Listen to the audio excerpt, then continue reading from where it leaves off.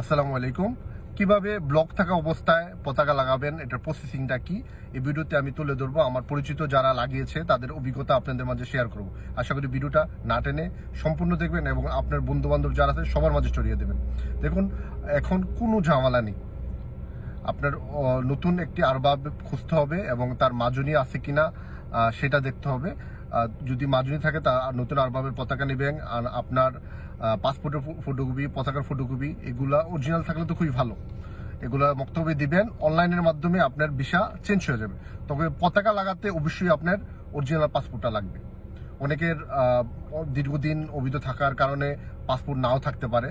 তবে আপনার অনলাইনে আপনার ভিসাটা যদি লাগিয়ে ফেলেন, তো আপনার নতুন আরবাবের মাধ্যমে কিন্তু আপনি মামলা করতে পারবেন এই পুরান পাসপোর্টটার জন্য, যদি আপনার পাসপোর্ট না থাকে।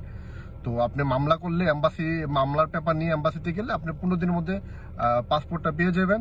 আপনি দরকার 30 জুলাইয়ের পরও আপনার পতাকা লাগাতে পারবেন। পতাকাটা মেন ইস্যু না, মেন ইস্যু হচ্ছে অনলাইনে ভিসাটা লাগানো। তো আশা করি আপনারা দ্রুত, সময় খুবই কম, মাত্র 1 মাস সময় আছে। যারা ব্লক আছে ওখানে থাকতে চান, শুধু নতুন একটি আরবাব, ভালো দেখে আরবাব খুঁজে আপনারা ভিসা লাগিয়ে ফেলেন। এখানে অন্য কোনো ইস্যু নেই, শুধু আপনার নতুন একটা মাজনি লাগবে। আর আপনার অবশ্যই পাসপোর্ট যদি না থাকে, পাসপোর্টের ফটোকপিও হলে হবে, কিন্তু ক্লিয়ার লাগবে সবকিছু। এগুলা মক্তবে জমা দেন।